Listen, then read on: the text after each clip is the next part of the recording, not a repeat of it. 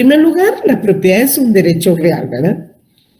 Cuando vimos los derechos reales, vimos que esos son poderes que ejercemos sobre los bienes, ¿verdad? Porque no puede existir una relación jurídica entre una persona y una cosa, definitivamente no.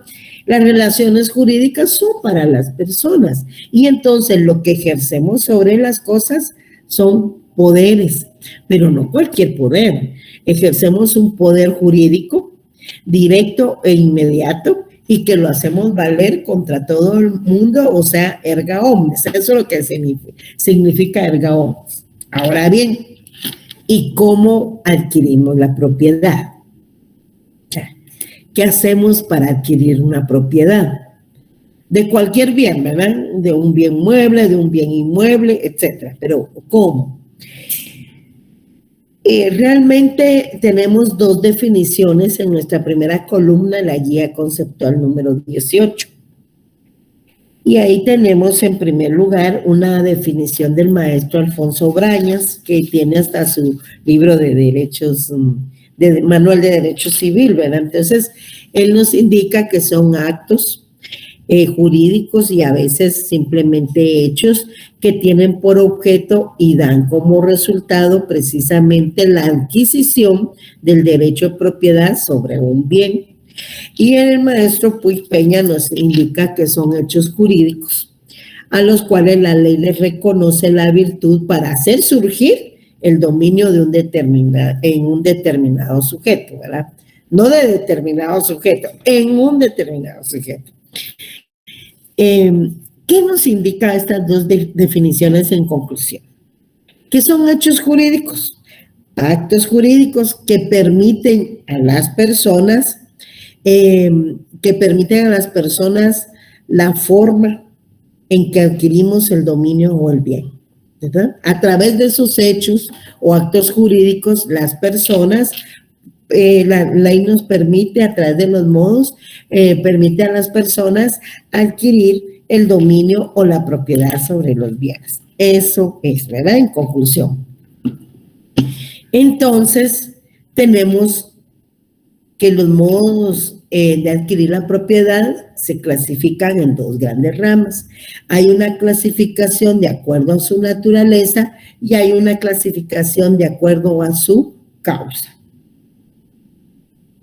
En esta primera guía solo los tenemos enumerados, ¿verdad? En cuanto a su naturaleza, solo tenemos el listado ahí, y en cuanto en atención a su causa, también tenemos los dos ahí. Bueno, ¿qué sucede? En cuanto en la clasificación, en atención a su naturaleza, ahí tenemos entonces que hay modos de adquirir la propiedad de adquisición. Hay adquisición a título universal, a título particular, hay adquisición primitiva u originaria o modo originario, que ya el primero como modo originario es la ocupación y lo vemos en la próxima clase. Luego está una adquisición derivada o modo derivativo. Hay adquisición a título oneroso y hay adquisición a título gratuito. Y cuando hablamos de la clasificación en atención a su causa, ahí encontramos transmisiones por actos entre vivos y transmisiones por causa de muerte, ¿ya? Fíjense pues, transmisiones por actos entre vivos, porque esos actos son los famosos contratos. Pero las transmisiones por causa de muerte no es por actos entre muertos, ¿verdad? Porque con el muerto ya no podemos tener una relación jurídica. Pero sí genera derechos y obligaciones que no se extinguen con la muerte. Eso sí, hay derechos y obligaciones, o sea, hay un patrimonio que obviamente se tiene que transmitir de una forma o de otra, pero eso también lo vamos a ver en nuestro libro tercero del Código Civil, específicamente con los temas de la sucesión hereditaria. Aquí solo vamos a enunciar las formas para que sepamos que existen, ¿verdad? Pero cada uno de estos tiene que ser analizado en el desarrollo de este segundo semestre o cuarto en cuanto a su currículum. Vamos entonces a la guía conceptual número 19. En la guía conceptual número 19,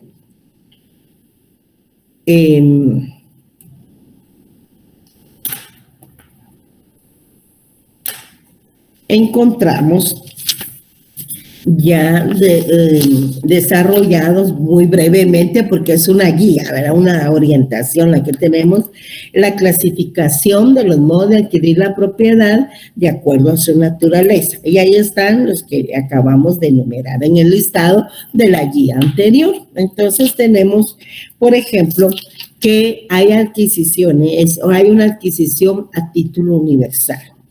¿Se recuerdan ustedes cuando vimos el patrimonio? Vimos que era un conjunto de derechos y obligaciones, pero que tienen la característica fundamental que esos bienes, derechos y obligaciones deben de tener un valor económico, un valor monetario, ¿verdad?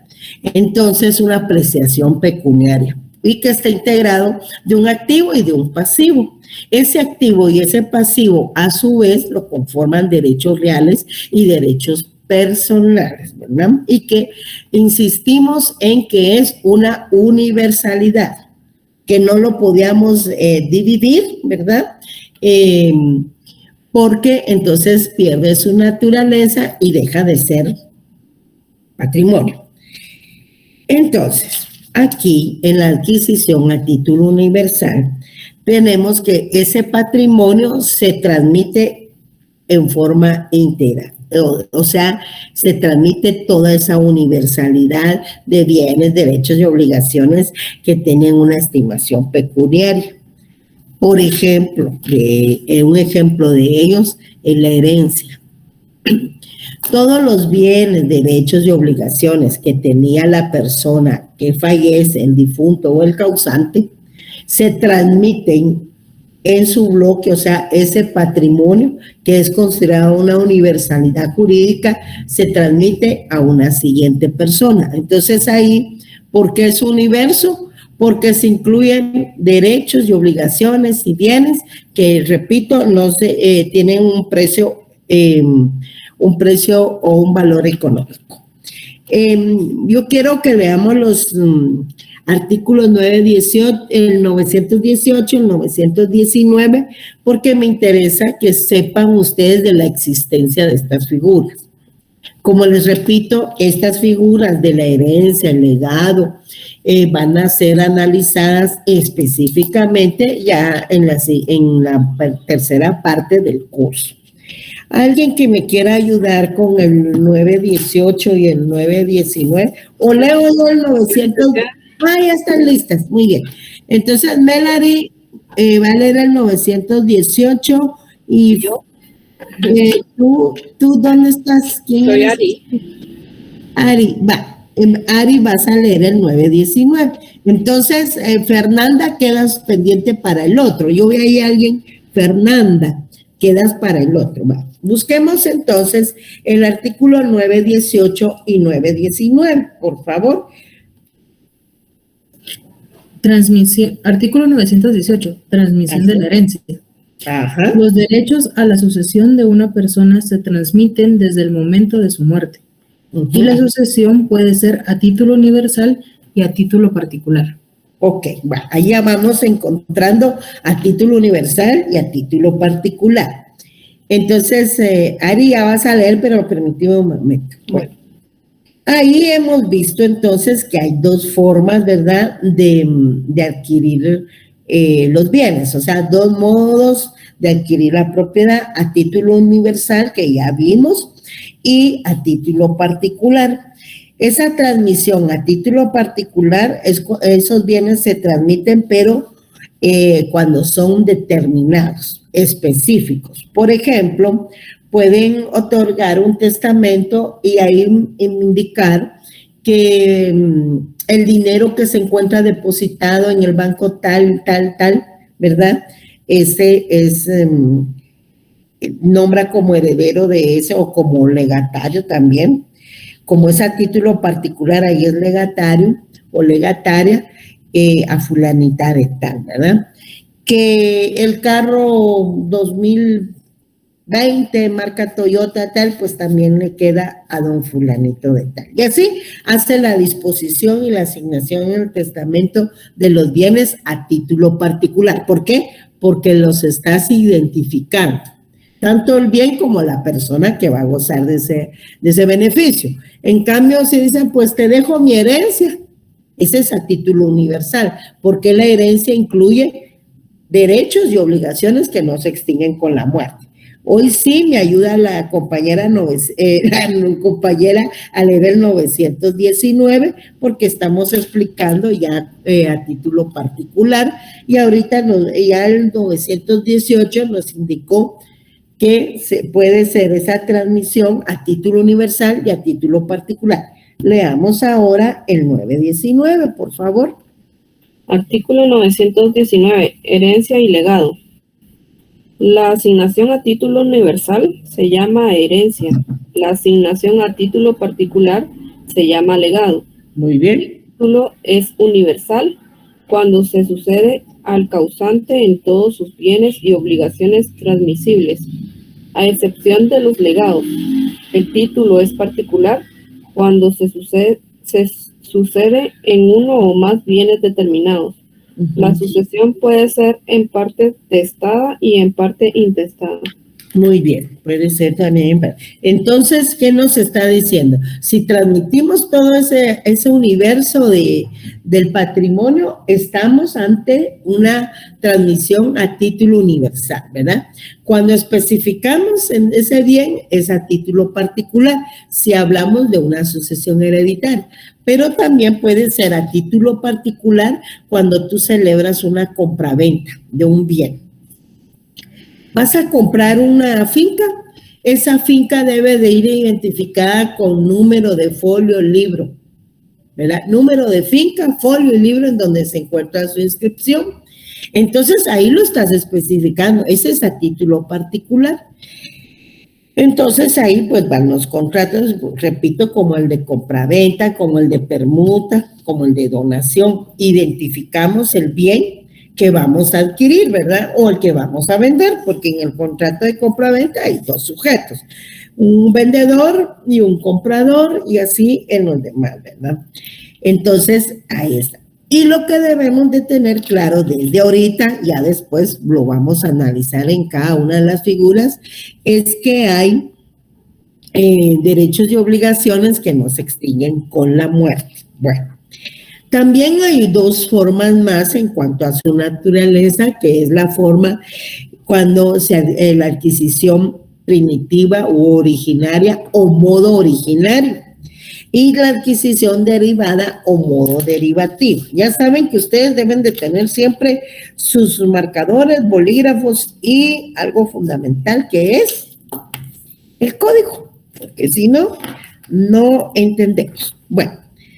¿Cuándo es un modo de adquirir de la propiedad originaria o adquisición primitiva? En esta clase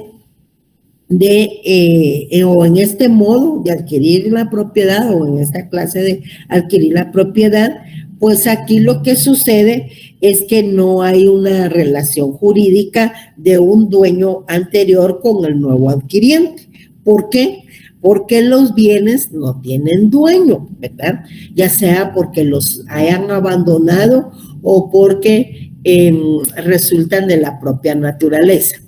Este tema de la ocupación lo vamos a ver el día martes específicamente.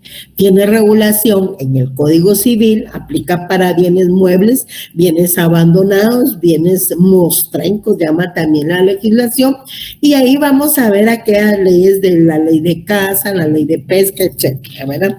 Pero, ¿qué les quiero decir ahí?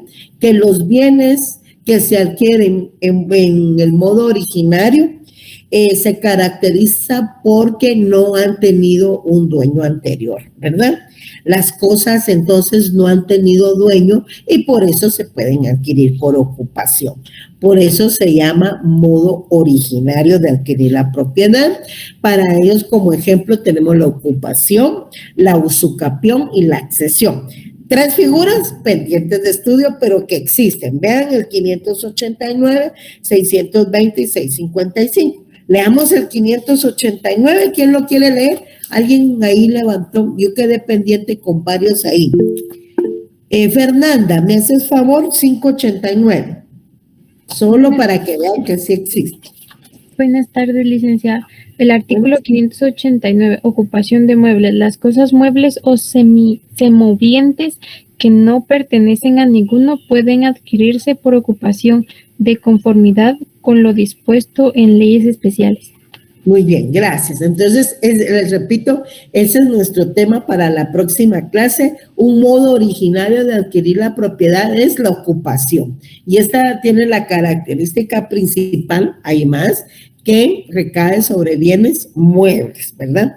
Luego está la accesión, que es todo lo que se le incorpora a un bien, y la usucapión. Leamos el 655. Quiero ver el 655. ¿Quién levanta la mano? Andrea, por favor.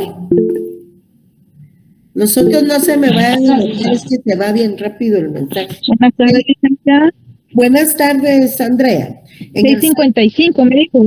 Sí, mija, en el 655. 655. 655, ahí encontramos la accesión, que también la... Ahorita. Sí. Franchela, permíteme, Franchela Eukene, lees tú el 650. Después de la compañera, ¿oíste? Después. Vamos, Andrea. ¿Qué dijo? Disculpe. ¿Ah? ¿Qué pasó? Bueno. Son 55, compañera. Bueno, ya habías dicho tú 655. Ahorita, pero tengo 655 con frutos naturales y civiles. Así es, y el capítulo 9, ¿qué dice? El 655 tengo. Ajá. Ajá. Los frutos naturales y civiles pertenecen a la propiedad de la cosa que los produce. Al propietario de la cosa que los produce. Ahí en el capítulo 9 está regulado todo el tema de la accesión, que también es un modo de adquirir la propiedad, un modo originario que vamos a ir estudiando. Y por último está la usucapión en el artículo 620. Madeline, ¿vas a leer el 620? Madeline, ¿qué estará pasando ustedes? ¿Será que no hay... Sí, el 620. Sí, ahí está la usucapión. Ay. Usucapión. ¿No será las condiciones de la usucapión? Ay, perdón. Perdón. Para la posesión produzca el dominio. Para que la posesión produzca. Sí, perdón. Para que la posesión produzca el dominio se necesita que esté fundada en justo título, adquirida de buena fe, de manera continua, pública y pacífica, y por el tiempo señalado en la ley. Ok, gracias. Bueno, ahí están los requisitos para la usucapión, que hasta ahí va a ser nuestra evaluación del primer parcial, y para eso no olviden, porque siempre lo estoy repitiendo, que tienen que leer su ley de titulación supletoria. Bueno, entonces, en conclusión, un modo originario de adquirir la propiedad se caracteriza porque las cosas no tienen dueño. Entonces, no hay una relación jurídica entre un dueño anterior y un nuevo adquiriente. Lo que sí sucede, en sentido contrario, con la adquisición derivada o modo derivativo. Aquí sí hay una relación jurídica entre un dueño anterior y el nuevo dueño, ¿verdad? Tal como sucede en el contrato de compraventa. Un vendedor y un comprador, ¿verdad? Y si hablamos de la permuta también, quien entrega el bien y quien recibe el bien, porque son modos derivativos, y en el modo derivativo siempre va a haber un dueño anterior que transmite la propiedad, o sea, una relación jurídica. Ahí hay una transmisión de un patrimonio, ¿verdad? De un bien al patrimonio de otra persona. Aquí tenemos en los modos derivativos están todos los contratos translativos de dominio, es decir, la compra-venta, la permuta, el mutuo también y la herencia. En el modo derivativo, obviamente, cuando hablamos de la herencia, hablamos del patrimonio de una persona, solo que falleció y entonces ya se hará la transmisión en cualquiera de las formas que ya vamos a ver. Luego tenemos que hay adquisiciones o modos de adquirir la propiedad a título oneroso y también a título gratuito. Cuando es a título oneroso, compañeros, el adquiriente, o sea, quien adquiere el bien, paga un precio en dinero. Puede ser en dinero o puede ser en bienes, ¿verdad? O servicios. En bienes se refiere, por ejemplo, al contrato de permuta, en donde entregamos un bien y recibimos otro. Esa es una permuta. Y en la compraventa, que es el ejemplo más clásico y el más común, ¿verdad? Todos compramos y vendemos a diario, ¿verdad? Y entonces ahí lo que sucede es que recibimos dinero, recibimos un bien a cambio de la entrega del bien que estamos transmitiendo. En cambio, cuando hablamos de los modos de adquirir la propiedad a título gratuito, ahí no. Ahí entregamos un bien y si bien nos va, entonces nos dan un agradecimiento, pero no hay una obligación de entregar una contraprestación, ¿verdad? Solo el adquiriente recibe el bien, no entrega una contraprestación porque es a título gratuito. Y eso es lo que sucede con los regalos y que en nuestra legislación se llaman contratos de donación. Vamos a leer cada uno entonces para que vean ustedes que existe el tema. De los contratos tampoco se van a preocupar. Si estos son los primeros temas para entrar ya de lleno a cada uno, en el presente caso, a cada uno de los derechos reales, como hicimos que en el primero de la propiedad. Pero ahorita no quiere el contrato de compraventa, que el de permuta, que cuál es. No, ahorita no se atormenten. Yo les enumero aquí, les cito el artículo para que ustedes vean que sí existe. Bueno. Entonces, veamos, por ejemplo, el artículo 1517 que nos habla de los contratos. ¿Quién lo va a leer? Necesito que alguien lea el 1517 y el 1518.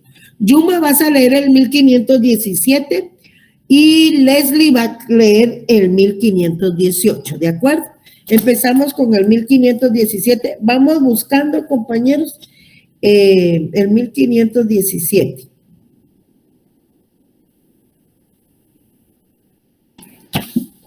Limitación de la medianería. Artículo 1517. Perdón, permítame. No tiene su guía ahí, entonces.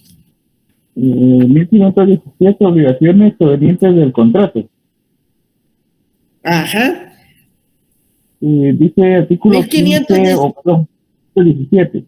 Hay contrato cuando dos o más personas convienen crear, modificar o extinguir una obligación. Contrato, ¿verdad? En los contratos ahí que nos está diciendo, cuando dos o más personas convienen en crear, modificar o extinguir una obligación. Entonces ya vienen ahí todos los contratitos y ahí estamos en la disposición. Modo derivativo de adquirir la propiedad porque existe un dueño anterior que va a transmitir ese bien, que va a transmitir la propiedad de ese bien y este bien pasa a formar parte del patrimonio del adquiriente. 1518, no sé a quién le dije. Artículo 1518. Los contratos se perfeccionan por el simple consentimiento de las partes, excepto cuando la ley establece determinada formalidad como requisito esencial para su validez. Muchas gracias. Fíjense, compañeros, que por ejemplo, cuando hablamos de compraventa de bienes inmuebles, estos deben de celebrarse en escritura pública, pero no se queda solo ahí con la escritura pública. Deben ser inscritos en donde creen. El registro de la propiedad. Muy bien. Registro de la propiedad. Muy bien, excelente. Entonces, deben ser inscritos. Entonces, solicita que sea inscrito en el registro de la propiedad. Cuando es a título oneroso, pues ya les dije que entonces entregamos la propiedad de un bien y recibimos una prestación en dinero o bienes o servicios. ¿Sí, Lisette? Bueno, Pues también se inscriben en la municipalidad y en el DICABILIC. Ah, sí, también. Pero lo fundamental es inscribirlo en el registro de la propiedad porque ahí es donde están identificadas las fincas. Y como consecuencia ya nos vamos allá también, pero primero en el registro de la propiedad, ¿verdad? No ahí primero. Y allá lo que se dan son avisos, no inscripción. Bueno, adquisición a título oneroso. Ya les dije que cuando es a título oneroso, entonces se paga en el precio en dinero, en bienes o servicios. En el contrato de compraventa, pues adquirimos un bien, ¿verdad? Al venderlo ya recibimos dinero, ¿verdad? Compraventa. Pero también podemos entregar un bien y recibir otro. Veamos ese artículo 1852 y aplica para los contratos relativos de dominio. 1852, por favor, quien no quiere leer, aquí miro rapidito quien quiere. 1852. 1800, no se duerman. Shirley. Buenas tardes, licenciada. Título 5 de la permuta, artículo 1852. La permuta es un contrato por el cual cada uno de los contratantes transmite la propiedad de una cosa a cambio de la propiedad de otra. Hagamos un alto ahí, mire. Transmite la propiedad de una cosa a cambio de ¿qué? Ahí no hay precio, ahí no hay dinero, a cambio de la propiedad de otra. Continúa Shirley, muchas gracias. Cada permutante es vendedor de la cosa que da y comprador de la que recibe en cambio. Y cada una de las cosas es precio de la otra. Este contrato se rige por los mismos principios del contrato de compraventa, en lo que fueren aplicables. Ok, muchísimas gracias. Entonces, hasta ahí ya nos dimos cuenta porque ya nos dimos cuenta de la adquisición a título oneroso porque vamos a recibir una contraprestación. Exacto, es como el antecedente del contrato de permuta es el trueque, pero no se llama trueque, ¿verdad? Ahora en nuestra legislación se llama contrato de permuta, ¿verdad? Pero es un trueque, el antecedente primitivamente era un trueque. Y luego tenemos la adquisición a título gratuito, ya les dije que ahí transmitimos la propiedad de un bien, pero no recibimos ninguna contraprestación a cambio, solo el agradecimiento, si bien nos va, les decía, y lo tenemos regulado en el artículo 1855.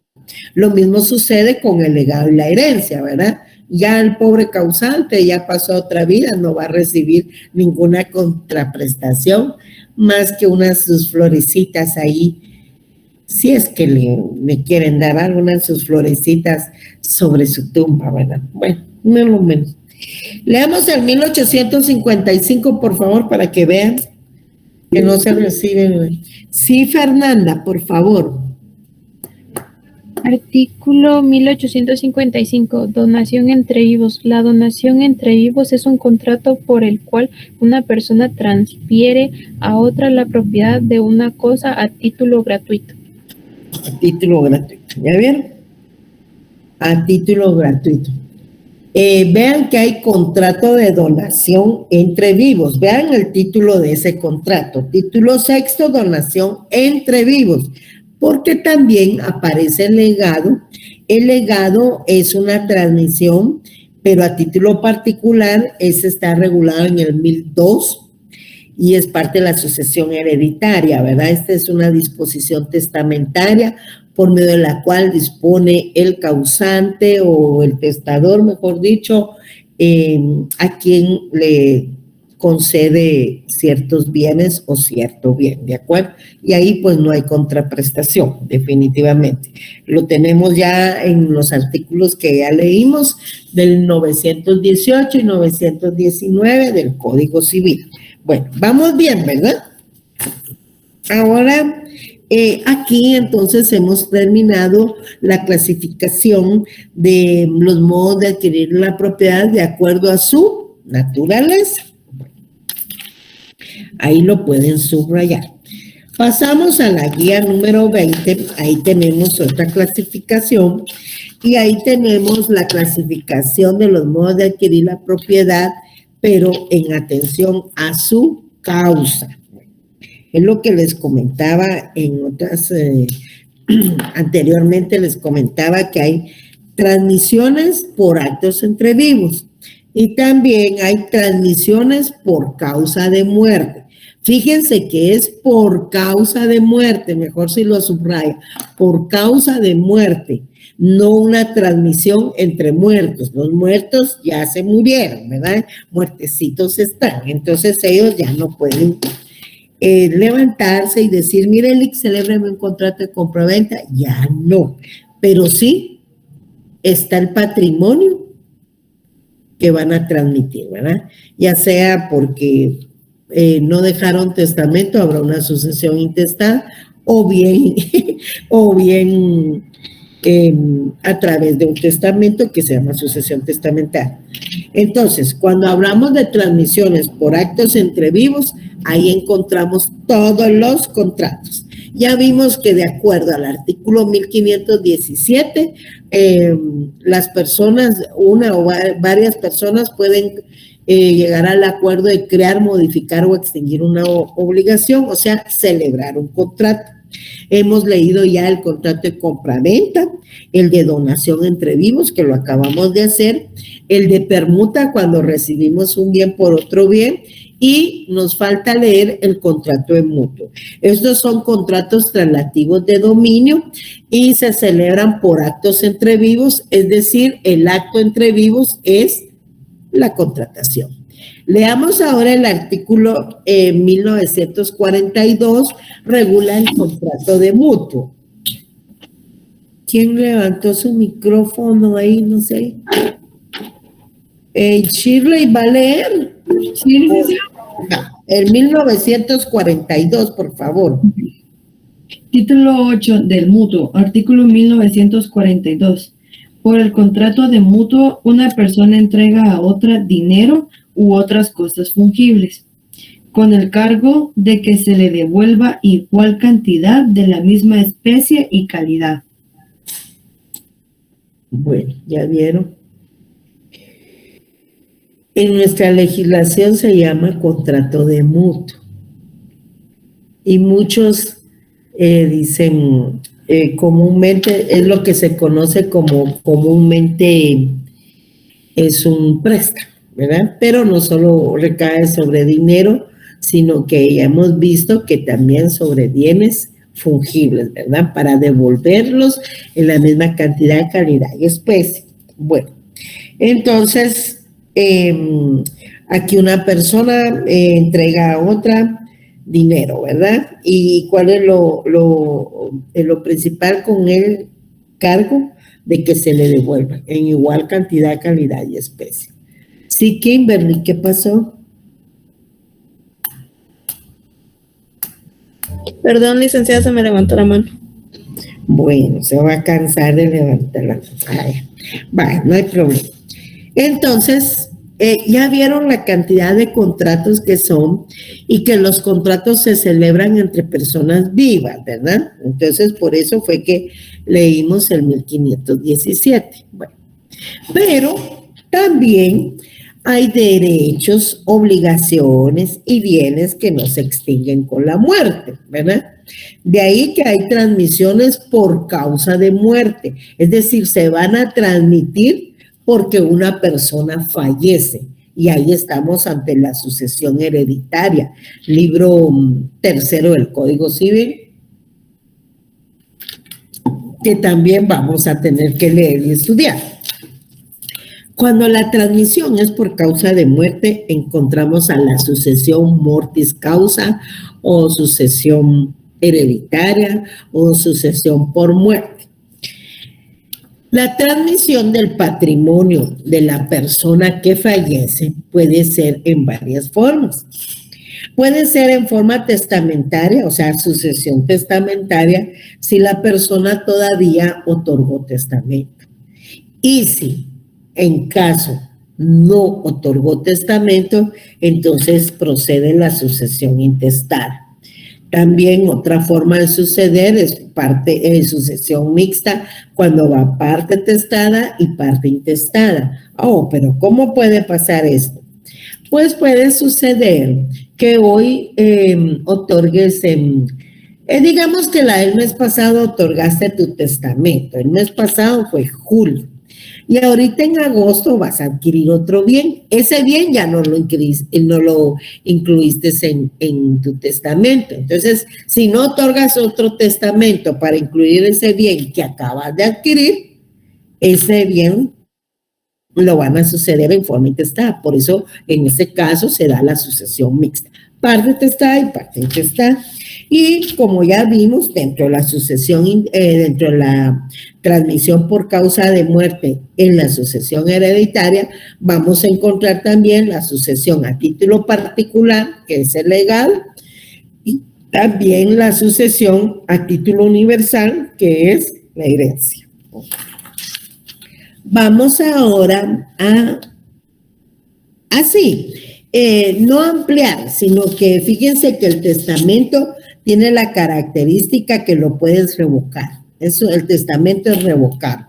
Entonces tú puedes otorgar un testamento hoy, mañana lo revocas y otorgas otro.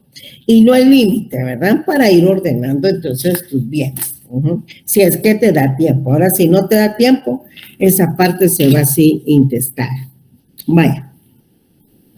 Luego ya tenemos,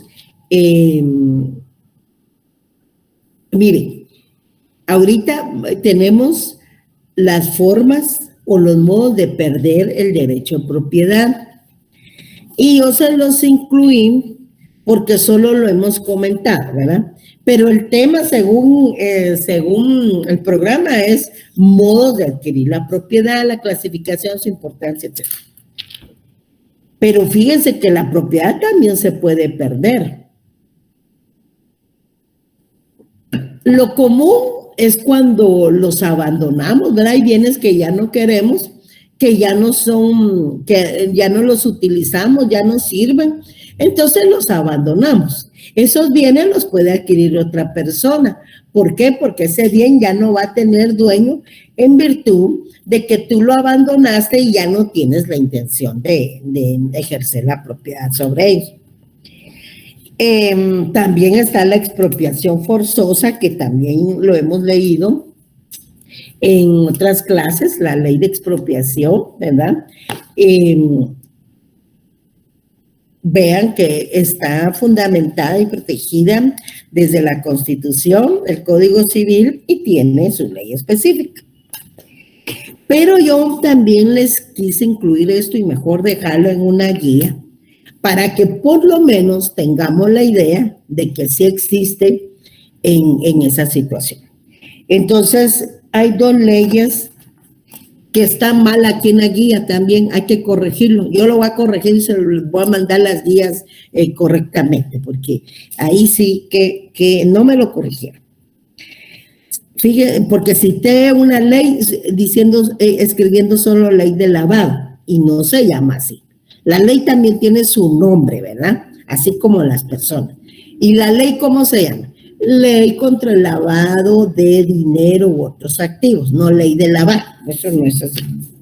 Eso está pésimo ahí, pero en fin. Y como hoy fue un día tan convulsionado, pues no me di cuenta, disculpen, y no lo corregí, pero ahí vamos a ver. Lo voy a corregir y exacto, se tiene, así es, Miguel Ángel, se tiene que decir cómo es. Imagínense que ustedes presentan un escrito a tribunales y decir la ley de lavado, eso no existe. No, si la ley es ley contra el lavado de dinero u otros activos, ¿verdad? Ajá, exacto, de ley de lavado, imagínate. Eso está mal. Bueno, haces tu chistecito vos, Miguel Ángel. Bueno, entonces, hay formas también en que se pierde la propiedad, y yo se las quise consignar en una guía también para que ustedes tengan la idea de los modos en que adquirimos la propiedad, pero también nos podemos perder. ¿Qué sucede si ese bien que adquiriste es de de un lavado de dinero precisamente o cualquier otro activo. O sea, adquiriste un bien con dinero de dudosa procedencia. Y hay una ley más, que es la ley de extinción de dominio también. Bueno, empecemos entonces. Entre los modos de perder la propiedad encontramos modos voluntarios y modos involuntarios. Entre esos modos involuntarios encontramos la extinción, que a su vez puede ser una extinción natural y una extinción legal o jurídica. Ya vamos a ir viendo cada uno. Bueno, ¿cuál es un modo voluntario de perder la propiedad? Uno, el abandono o dejación, le llama la doctrina. Es el desprendimiento voluntario que de su derecho de propiedad hace el titular del mismo. Por ejemplo, van a cambiar ustedes la sala de su casa porque los sillones ya están rotos, hundidos, y ahorita con el bono van a ir a comprar una sala. Entonces, ¿qué hacen? Sacan sus muebles y los dejan en el depósito de basura. La persona que esté interesada en ellos puede adquirirlos a través de una ocupación. ¿Por qué? Ustedes ya demostraron, colocando ahí esos muebles en el depósito de basura, que ya no quieren tener el dominio sobre ellos, ¿ya? Entonces, el otro lado, y ahí tienen un ejemplo de ocupación, bienes muebles, ¿verdad? Entonces, esos bienes ya no tienen dueño porque los abandonaste y no estás interesado en tener la propiedad de los mismos, ¿verdad? Y así puede ser con la ropa que dejas ahí para que alguien lo utilice, o algunos trastos, etcétera. Pero esos son bienes que abandonas porque así lo decides. Bueno. Y también dentro de los modos voluntarios encontramos la enajenación. La enajenación se refiere a cualquier forma jurídica, pero para transmitir la propiedad de un bien a otra persona, ¿verdad? O sea, de una persona a otra. Como sucede en los contratos de compraventa. Hay un vendedor y hay un comprador. Entonces hay una transmisión, ahí está una enajenación. La donación, ya vimos, ¿verdad? Hay un donante, hay un donatario, y lo mismo sucede en la permuta. Pero repito, existe en el abandono ese ánimo de ya no ejercer la propiedad del bien, por eso lo abandona. En cambio, en la enajenación hay ánimo, pero de transmitir el bien, ¿verdad? No hay ningún problema porque vas a recibir, si es un contrato de compraventa, vas a recibir a cambio un precio, un dinero. Si es permuta, entregas un bien y recibís otro, por ejemplo. Y si es donación, pues solo entregas el bien y te das las gracias. Eso es entre los modos involuntarios, modos voluntarios, pero también hay modo involuntario. En el modo involuntario, compañeros, está la extinción, que yo les decía, puede ser una extinción natural, como sucede con los bienes consumibles. Ocurre cuando un bien deja de existir físicamente por cualquier causa. Se destruyó todo el menaje de casa por un incendio, supóngase, ¿verdad? Ya no tengo gasolina, ¿por qué? Porque se me terminó durante todo el día, ¿verdad? Se acabó la tinta en lapicero, por ejemplo. Y también puede ser de tipo legal o jurídico. Esa de tipo legal o jurídico es la que encontramos regulado tanto en la ley de extinción de dominio como en la ley contra el lavado de dinero u otros activos. En la ley de extinción del dominio encontramos ahí los artículos específicos y esa acción de extinción de dominio es de naturaleza jurisdiccional, dice el artículo 5 de esa ley, que quiere decir que tiene que ser declarada por un órgano jurisdiccional competente. y procederá, dice, sobre cualquier derecho real, principal o accesorio de crédito, sobre cualquiera de los bienes descritos en la presente ley, independiente de quién esté ejerciendo la posesión sobre los mismos o de quién se ostente, se comporte o se diga propietario a cualquier título, sin perjuicio de los derechos de terceros de buena fe, exentos de culpa o simulación del negocio. Entonces, este es precisamente la extensión del dominio aplica para aquellos bienes que hayan adquirido de dudosa procedencia, ¿verdad? En donde se hayan cometido hechos delictivos. Y la ley de lavado, la ley contra el lavado de dinero u otros activos, pues esta lo que regula es el decomiso de bienes en su artículo 8. Ahí nos indica que para los efectos de esta ley el comiso consiste en la pérdida del bien, ¿verdad?, a favor del Estado de los bienes, instrumentos o productos utilizados o provenientes de la comisión del delito de lavado de dinero u otros activos, declarada en sentencia, a no ser que pertenezcan a un tercero no responsable del hecho, ¿verdad? Pero eso tendrá que ser declarado en sentencia.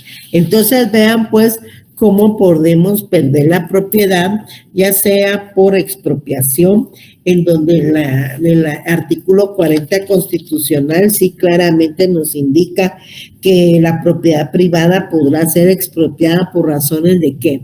De utilidad colectiva, beneficio social o interés público debidamente comprobado.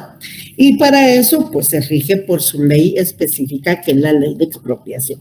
Constitución, Código Civil, porque ahí también está regulado, y la ley específica, que es la ley de expropiación. Finalmente encontramos un cuadrito que dice registro de la propiedad.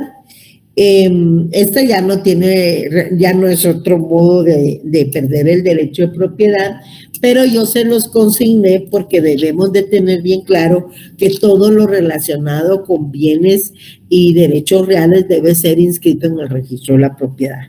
Para el efecto, nuestro Código Civil le dedica todo el libro cuarto, que se denomina registro de la propiedad, y que de acuerdo al artículo 1124 del Código Civil, pues es una institución pública que tiene por objeto la inscripción, anotación y cancelación de los actos y contratos traslativos de dominio, miren, y demás derechos reales sobre bienes inmuebles identificables, con excepción de las garantías mobiliarias que se constituyen de conformidad con su ley específica, que es la Ley de Garantías Mobiliarias.